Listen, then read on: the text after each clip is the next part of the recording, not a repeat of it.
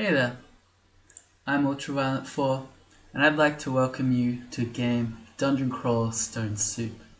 If this is your first time with us, allow me to extend a personal invitation to fire up a game and play along each episode. If you've been with us before, I'm so glad you could join us again. Let's get started. I thought we'd do a fantastic little character today. I think you're really going to enjoy this one. I'm using a 3-inch brush. I'm going to go straight into the Van Dyke brown. Just over here, I'm going to put in a big old tree. I love trees. Just like that.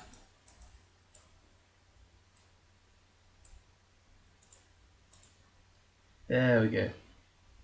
Now, wash off your brush, shake off the excess, and we'll beat the devil out of it.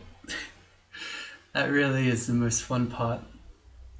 So now let's load up a little bit of phthalo green, and we're just going to put some branches on our big old tree.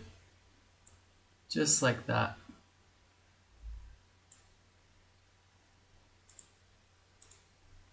There you go. Now, I'll tell you what, let's get a little bit crazy. You know me. So we're going a bit of sap green here, and we're going to put in some happy little bushes. Just like that. Give them names if you have to. This is your world. You can decide how many bushes you want to have in it. There. Wasn't that fun? Let's save this bad boy. For some reason, my deep elf looks a lot like Marilyn Manson. Guess that's maybe because deep elves are beautiful people. Anyway, let's switch on over.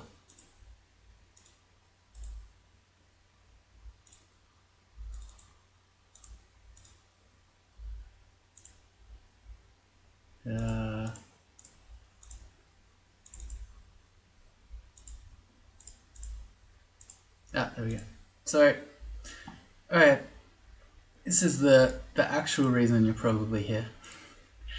Dungeon Crawl Stone Soup. Alright, we're playing a deep elf. If I can find it. It's under... Where is it? It's under intermediate. We're playing a deep elf wizard. There we go. This combo was requested by a couple of different people. So, a reminder, if you have any combos that you ever have in mind that you'd like me to play, let me know and I'll think about it. Better if you do it now. Quite often people give me suggestions when I'm, say, at the last game of the series, at which point I've probably already started and you're too late. So, let's have a look at ourselves. We are rather mundane. So what's the deal with deep elves? Their whole thing is that they're very good at magic. So if you have a look at their magic aptitudes here, +3 on spellcasting, +4 on charms, everything is a plus, except air magic is 0. Not so good at fighting, and they have -30% HP. So they're pretty much perfect glass cannons. Traditionally, you'd play a deep elf as, say, a fire elementalist, or it's not so good now because they changed it, but as a conjurer, and you just try to blow things up and not ever let them get into melee. Your wizard is typically a little bit different. So as a wizard, you start with a book of minor magic, which you can see here, it's a whole bunch of different types. We got conjurations, translocations, summoning, hexes, fire, poison, air. So it's a book that has a lot more utility. It's not... Deep Elf Wizard isn't... I don't know, it's not a traditional combo, but it should go fine. It'll kind of work like we'll start off with a bit of utility like this in magic, and then as we find things, we'll branch out into probably blowing things up, but we'll see. And then as far as skills go, here's the thing. When you start up a game of Crawl, get a Crawl license. And what that license says is, here in this game, you can do whatever you want. Maybe not anywhere else, but in this game, it's your dungeon and your imagination. And in my imagination, at least at level 1, I'm going to be killing things with conjurations. I'm starting off the game with Magic Dart, which is a full screen, can never miss, simple, it's not elemental, so it can't be resisted. It's just a small bolt of magical energy. So we're going to focus conjurations. I'm going to turn off stealth. I'm going to train spellcasting as well, because in our book, we're going to want to learn a lot of these as we go. So the spell levels are good, as well as getting the extra magic points from spellcasting. And I'd like to train one defensive skill. In this case, fighting is -2 aptitude, and dodging is a +2. So I'd much rather pick dodging, I think. So we're going to go like this. Yep, I think I'm happy with that. And then let's go. Starting off exploring manually, not with auto explore. And we're going to be looking for pillars. I'll show you one. Right, we found a glowing mace. If you were someone who wanted to rely on weapons, you wouldn't equip this. But as a mage, we're going to use our spells. So even if this is a -3 cursed mace, that's fine, because we can just pretend that we never had a weapon. So you can risk this. And here's a +3 mace. So that's really good.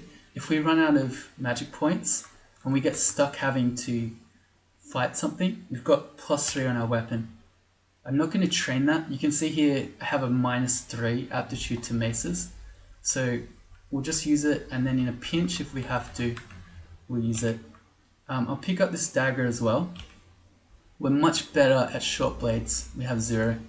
I'm not going to train this just for a dagger. I'm not going to equip this, because even though it's not glowing, it can still be -3 cursed. So I'd rather not lose this +3 mace we have. Here we go. Nope, still no enemies. This is a very, very eerie dungeon so far.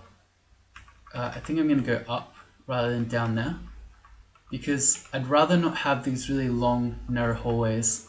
I kind of want areas where I can walk around pillars. Okay.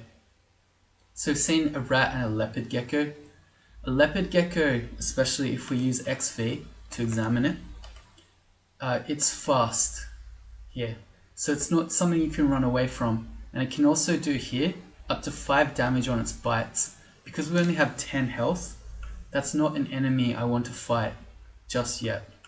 Ideally, maybe if it was at full screen, max range, but not the tiles that it was there. So we're going to ignore that for now, and we're going to try the other direction. Alright, so we've seen a kobold here. The first thing we're going to do, our spell is on ZA. If you wanted to, every time you want to cast it, you could go ZA enter, ZA enter, ZA enter. When you're playing a full, like a mage for an entire game, you probably start going insane. So we're going to hit the tilde key. That is the key below escape on the top left hand corner, and you want to do shift in that key. It looks like this. That's tilde. So if you do tilde, you can then hit M for macro, and it allows us to input a macro key. Good macro keys are 1, 2, 3, 4, F1, F2, 3, 4. There's some other keys you don't normally use, like S, or I don't know, the plus or minus button when you're not in spell menus. I'm going to pick that same key, and I've already got a macro, so I'm going to redefine it. And I'm going to go ZA, which is my magic dart. And because you need to enter to actually fire it, I'm going to do a dot. A dot in a macro means enter. So now we have a macro, so we can hit that, and we'll shoot our magic dart. We got it. I want to go back around the corner just in case anything comes to investigate that noise, and then I'll rest up. You want to rest up to full magic, full HP in between every fight. And here's a pillar. So pillar is just a dungeon feature that you can walk around. Like this one here. If you run out of magic or you're low on health, you can walk the monster, as long as it's the same speed as you, around the pillar and slowly regen. So if we could, we'd like to stay with it. There's a ringmail. A ringmail is not very good for us. You can see we only have the top right here. We only have 4 strength. Deep Elf is a very low strength race. You're pretty much all in on the spell casting. You have a very high intelligence gain, but you're naturally very low strength. And you can get some dex, but you're not likely to have a lot of strength. Staying away from that gecko up there. Alright. We miscast that one. Okay, well we got him. Hoping that hobgoblin doesn't see me. And here's a kobold. It has seen me. Good.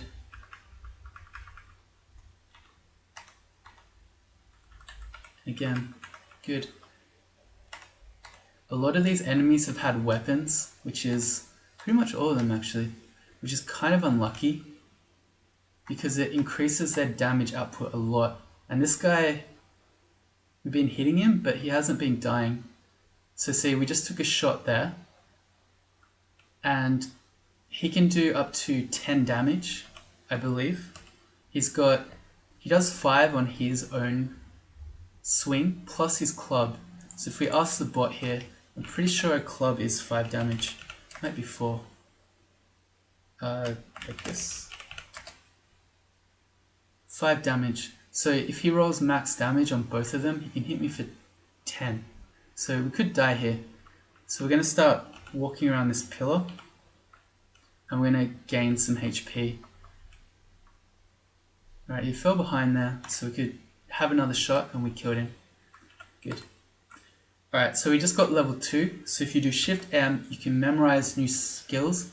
And we want both Blink and Call Imp. Blink we'll leave on B. And Call Imp can go onto Z, I guess. I'll put it on E because I have a macro on my one key, which is for ZE. So we can pretend that's this. If we go Shift I to have a look at our failures, Blink's pretty good, even though we haven't trained it. And so is Call Imp actually, 10%. We could go a little bit. For Blink, you're mostly using it to get out of trouble.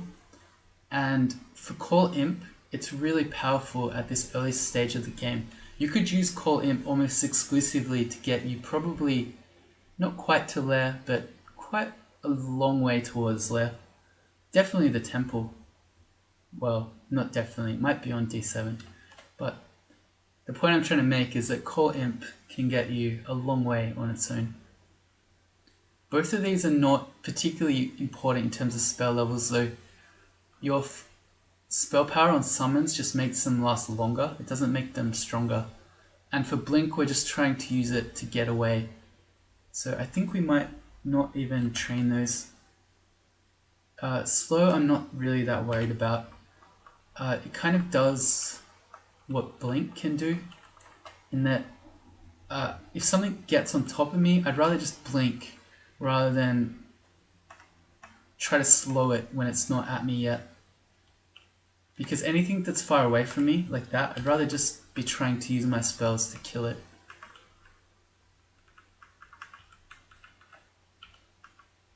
Right, there's a downstairs. Still not confident using Auto Explore. We got that in 1. Alright, never mind, I'm confident. Good.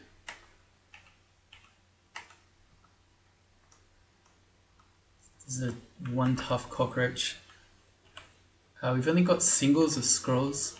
I don't want to read my single scrolls because I have no idea what they could be. Whereas once I start getting doubles like this, it could be either, what's likely to be either identity or remove curse. So I could read those. Probably I'd rather clear the floor though first, because they could also be teleportation. And I've picked up a sling which could be cursed, but again, as a mage, I'm not hugely worried. It's not, it's good. I wouldn't use a hunting sling over magic dart, but it's very good if I want to save my mana while still shooting things at range. So I'm going to hit equals I to adjust my items, because that's equals is adjust. You see here I can do I, S, or A. I'm going to do items. I'm going to make my hunting sling B. So now I have A and B as my weapons. If I hit the apostrophe, I can switch between A and B. So it's very easy to go between my mace and my hunting sling. I'm going to keep the hunting sling out. Okay, in this case, see if I hit ZA, it went to the rat automatically. That's what would happen if I hit my macro.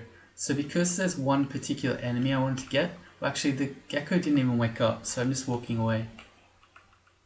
Well, the plan was to walk away. Okay, we see me now. We killed him in one. But the point I was trying to make is, when there are two enemies, and you want to hit one in particular, don't rely on the macro.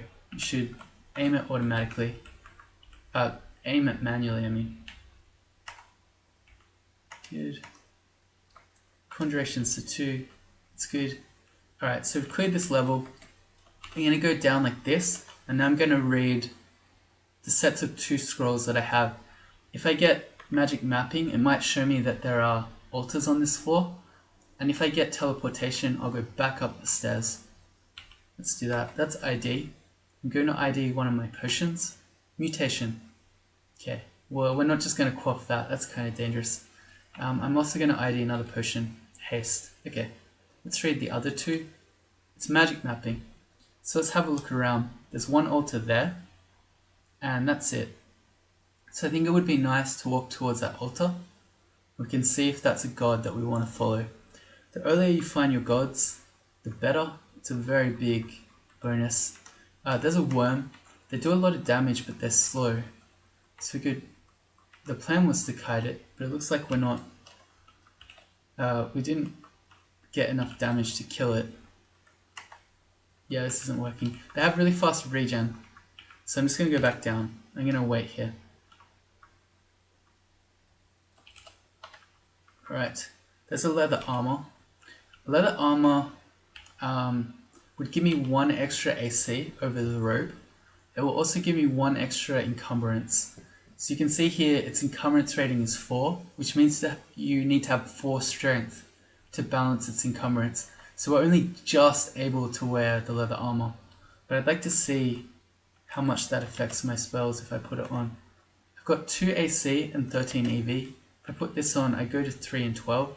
So I'm basically getting 1 extra AC, but my blink and my core imp are both going up fairly significantly.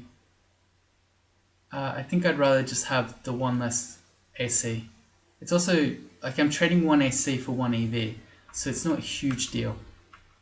Generally speaking though, AC is better to have than EV, because it's less swingy in practice. Ooh, more haste. Let's grab that. And I can pick up these poison needles. If we ever find a blowgun, we could start poisoning things. That's Gozag. We're quite likely to be like a blaster caster sort of mage, in which case we'll need a lot of food, because spells, and especially high level spells, can have a lot of spell hunger. Unfortunately, Gozag turns all your corpses from monsters you kill into gold, so it's not very good if you want to be a heavy spellcaster. Alright, and we know there are no other altars on this floor, so we can just explore around. We're not going towards anything in particular. Do we get level 3? No, we're still level 2. It's fine. Another magic mapping. I'll probably magic map when we get to level 4. Because level 4 is where you can start finding the temple. Good. And I could be reading these scrolls actually. Oh, we got level 3. As someone who's using spells, you pretty much always want to go int. So let's do that. And we now can memorize, we've got 2 here. We've got Conjure Flame and Mephitic Cloud. Both are good, so we're going to do both. Conjure Flame went to D, and Mephitic can go to, I guess, F. Right, both of those are a little bit harder to cast. We're going to sort of turn them all on.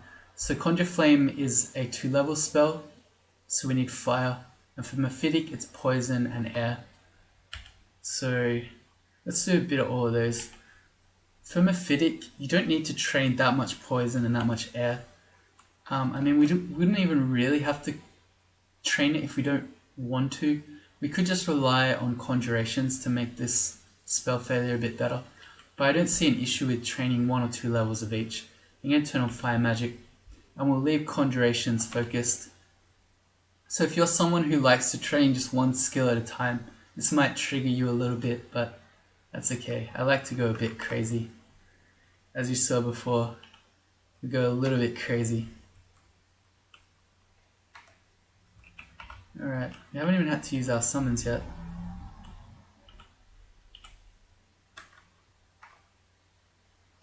Good. There's a plate mail. We're definitely not ever wearing that. Dart Slug is ranged, but we should quite easily beat that in a ranged fight.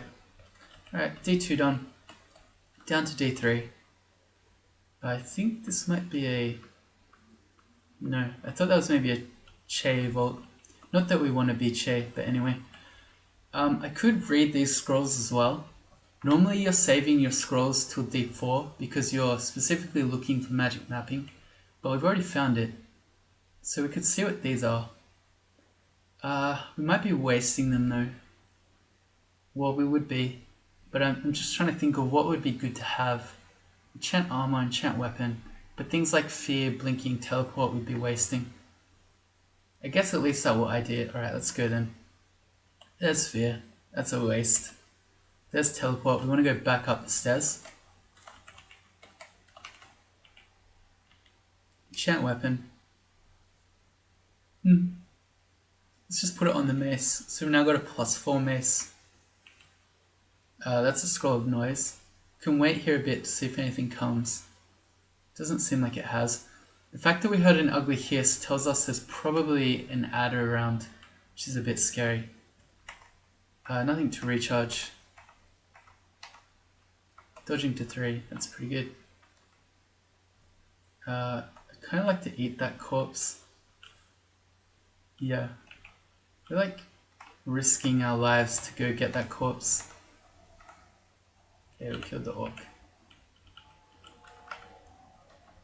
So we'll eat him. Oh, there's a ring up and right which you want to head towards, but I'm going to read this last scroll first. Immolation. Okay, I'm going to turn those on auto pickup. I've tried to turn immolation scrolls to auto pickup in my settings file, but no matter what I do, it never seems to work. Anyway, and you also just heard a plane, so you should get used to those when you're watching my games. We don't have remove curse, so I'm not going to put this ring on. It could be a lot of bad things. It could be -6 AC, it could be cursed teleportation, it could be cursed ring of noise, all sorts of things. It could also be good, but it's not really a risk worth taking. There's an Okawaru ult. Again, not a great god for a deep elf. I mean, it could work, but Okawaru is more focused towards melee gods, so we're not going to be Okawaru. Let's read this one. Remove curse. Okay, so when we get our next one, we can test out the ring that we've got. Gonna ID the one that's a 2. Okay, The one that's 2 is most likely to be curing at this early stage, but we got heal wounds, which is really lucky. Just check my spells again. Okay. There's Fedas. That could work. We could be a deep elf wizard of Fedas.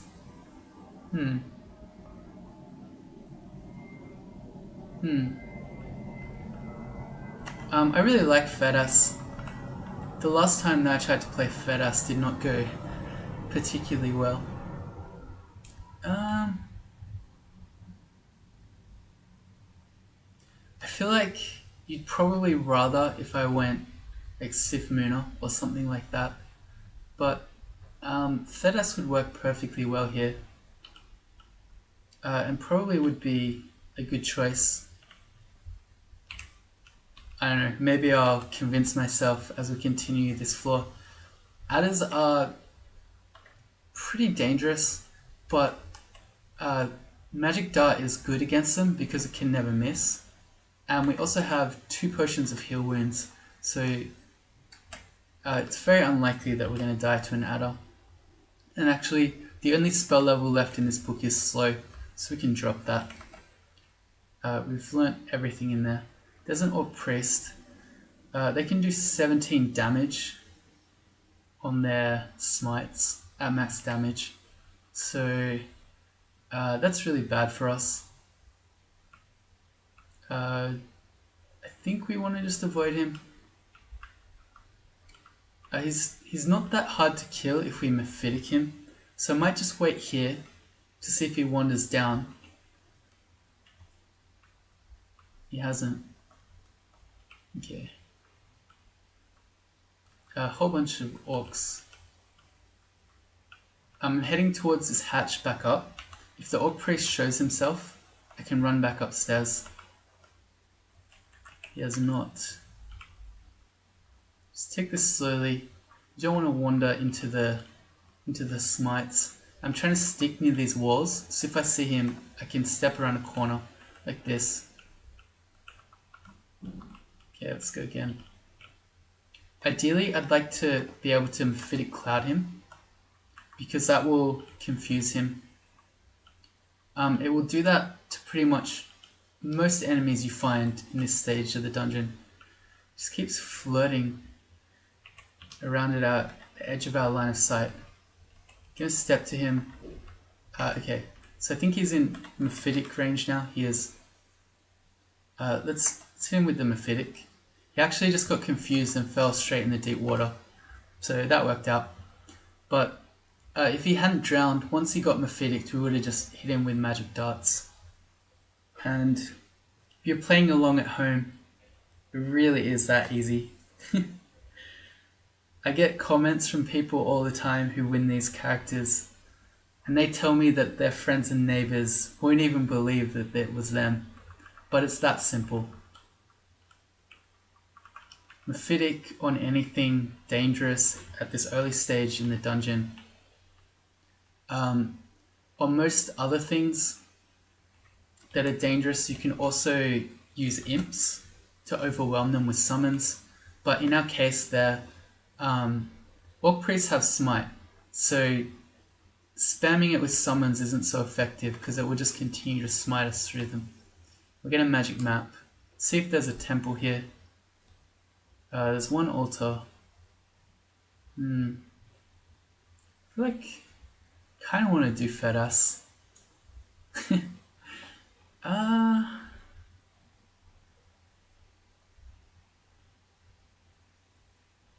Deep Elf Wizard of Fedas.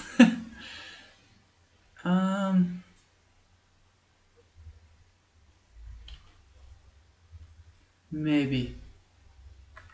Yeah, you know what? Let's do it. I feel like Sif Muna will probably feel a lot like playing Gnolls because we'll just be getting a million different spells. Alright, we're going to do Fedas.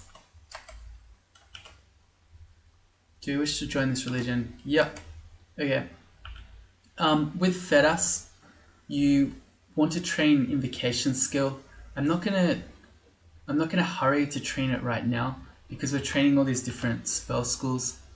But once I got Mephitic and Conjure Flame a little bit better, probably Poison to 2, Air and Fire to 2, I'll turn them off and we'll turn on Invocations. If you want to be a mage, I did air quotes around that. The two standard gods that most people will do are either Vehumit, who is more of a conjurations, destruction style god, or Sif Muna, who gives you spell books from every potential magic school. So it's more like a well-rounded sort of mage god. All right, so Fedas. We get given. We need to make a macro on P. We've already got it. Okay. So because they removed the prayer ability, you need to hit AA to pray now. It's an ability. Or you can make a macro on your P key, which does AA, which effectively is just macroing pray back into the game. I'm going to put on the pair of boots. Excellent. And then let's keep going. I could enchant this mace again, but I feel like +4 is 5. Fine, we don't really need to go to +5. Alright, a Centaur Skeleton. Alright, that guy's faster than me, and he is kind of scary in melee. So what I'm going to do is something you can do with hallways and scary monsters. Melee, it doesn't work on ranged. Is I'm going to put a Conjure Flame down between me and him. And monsters will do one of two things. Stupid monsters are more likely to step into it, in which case just keep them there in the flame and they'll burn to death, or they'll stand in front of the flame, in which case you can just shoot them. So while he's in the fire, we'll just hit him with magic darts. Okay, let's eat that. The question we're going to have with Fedas is whether we want to eat or we want to pray to make the corpses for piety. Your first star of piety for Fedas is by far the most important, and in fact you'll spend most of the game at 1 point of piety. So for the moment I'd probably like to pray as much as I can. There's D4, on we go. Here's the flowing sand. I'm just going to pick up this trident. Let's see. Okay, good. Polearms are particularly useful with Conjure Flame. So you just saw how you can put fire down in a hallway and then shoot a monster over the fire. Sometimes you might run out of mana, in which case you can then reach over the fire with a polearm and get those things. I'm going to head into here. I don't think I have to fight those race. No, good. Alright, let's see what this is. I don't instantly recognize this layout, which worries me a bit. For zombies, we can pray, and we get piety for it, so it's pretty busted here in this ossuary. Forgot its name for a second. Each zombie we're going to pray, we'll get piety, and we'll turn it into a skeleton, which is not as scary as zombies. I like how they notice me immediately when they get their flesh stripped off them. I'm a bit scared because I know there's one ossuary that can have race in it, and those race that were at the start make me a little worried that it was indicating that to me. But I have some potions of haste, so if I see a wraith, I'm going to haste up and then just book it out of here.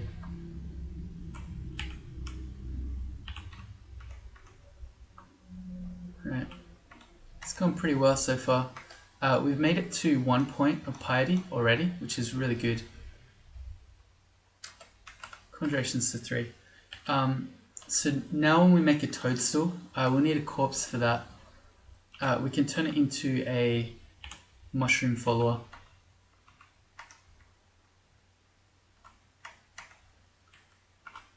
Okay, good. Okay, so we just lost half our health to an arrow trap. I should probably heal here rather than walking around anymore in case we step on a second one. Jeez. That was a lot of damage. Alright, so it looks like we've done all the outside. It's time to open these doors, I guess. Alright, let's read that. It was Torment. Great. Noise, we have news for that. There's a mummy. I don't think... No, I didn't think so. I didn't think praying would work on that. Where are you, mummy? See, is our stealth that good? We have 2.4 stealth. Apparently it's really good. If we XV the mummy, he can hit for up to 20 damage, which is a lot, but he's also slow, so we can just kite him like this. And in fact, if we're being really cheeky, I could walk into this hallway here and put down the Conjure Flame, and mummies are vulnerable to fire, so that would definitely dispatch him. Scholar Teleportation is really good too. Let's ID another one of these two. Lig, that's good.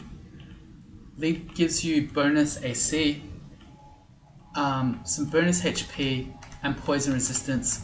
So it's really good against early bees in particular, but any fast poison enemy in the early game. Potions of Magic are really good too. So this has been a really, really good ossuary for us. We've got to 1 star of piety, and we've found a whole bunch of good consumables. More remove curse. Right, so we can try our ring now. A ring of wizardry, that's really good. That makes all our spells easier to cast. So I guess in that case, I still think I'd like to get poison and air to 2. Mostly because 1.4 and 1.8 trigger me greatly. But that's good to know. We just lost half our health again. Let's eat. ID another 2. Cancellation. So there's a wraith I was talking about. It looks like that was an indication. If I XV it, it can do up to 15 damage. Yeah, we're just gonna haste. Alright, and then we're just gonna... We got slowed, but I think with the haste we can still run from it. Or at least I hope so. Alright, well the slow ran out and now we're hasted. So let's get out of here. I didn't think prayer worked on it either. We can't fight a wraith. It's way too scary. Alright, so that was pretty good. We lost the haste, but we got all those other consumables, and we got the piety. So on the whole, I'd say that was definitely worth it. Howler monkey. It's going to make a lot of noise. I was going to say I could Mephitic it, but Mephitic makes a lot of noise too. I put down a fire, and we'll just shoot it from across the fire. Poison to 2, let's turn it off. Right, I have the piety to make a mushroom ally now. That's really good. You can fire through these, so I can fire spells through it. So that guy just got to me. I can step behind my mushroom and continue to fire magic darts through it. My mushroom confused him, so then we keep shooting him. I want to go int, and I'm going to eat a meat ration. So I've been going through my permafood in order to get my piety up, but that's fine. This is an interesting Trug Vault. The Moth of Wrath can berserk these guys, but those guys aren't that scary. Quite often there's a worm, but there wasn't this time. And we're going to pray those corpses.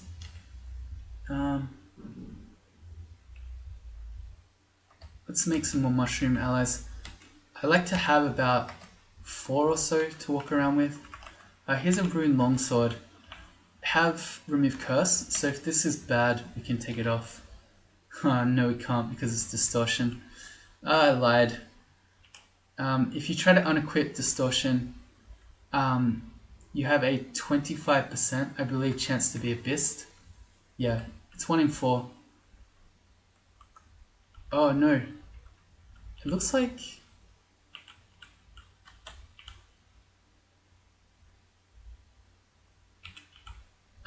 so... Oh, this is really bad. The mushrooms can't move when enemies can see them. I've just realized that apparently this Moth of Wrath counts as seeing them, so they're actually... Those mushroom allies I just made are trapped there forever. Okay, so that didn't work. Alright, we just wasted some piety there. Whoops. Bullfrog skeleton. I'm going to put fire down, and it stepped into it, so that's fine. He didn't leave a corpse. A wizard. I can step behind my mushroom to avoid being hexed. And that guy had a vampiric dagger, but it actually doesn't really matter what enemies have for quite a while, because we are going to be stuck with this long sword of distortion. Punished. That's okay. Here comes an alligator. A crocodile rather. They're a little bit scary. So what I'll do is put down a fire, and I could actually... Well, this works. He's just stepping backwards and forwards like an idiot. We've got Ed 2. I'm going to turn that off. My translocations is very good in terms of casting blink with this wizardry. There's a centaur. That's really scary. So I'm going to mephitic him to confuse him. He's appeared confused. I don't know if that was my mephitic or the mushroom, but either way. I don't know if you saw, but he got blinked there. We riposted him. The way that riposte works is when you have a longsword, if you dodge an attack, you get a chance to counterattack, and that's called riposte.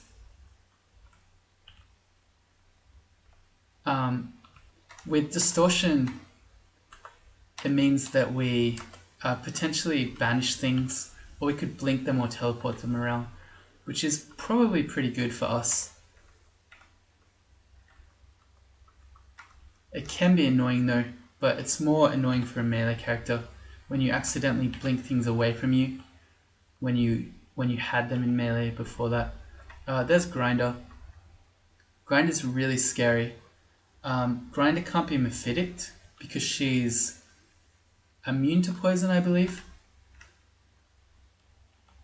We can make another mushroom. Being a fed-ass follower really helps us though, because the main scary thing about Grinder is that she has a paralyze, but if I see her, I can step behind my mushrooms, in which case I can't be paralyzed, as long as I don't give her a direct line of sight. Okay, where are you? A stone appears from out of my vision. Is that you, Grinder? No, maybe just an orc.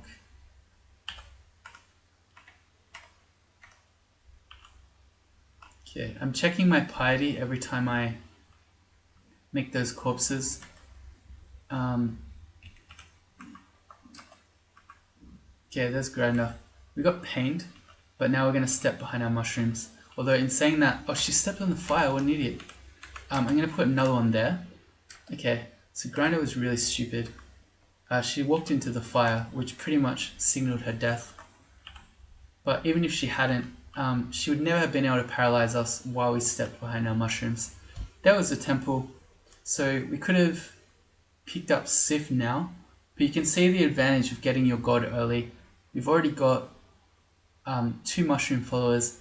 We could have had more if I'd realized that this Moth of Wrath would hold them there.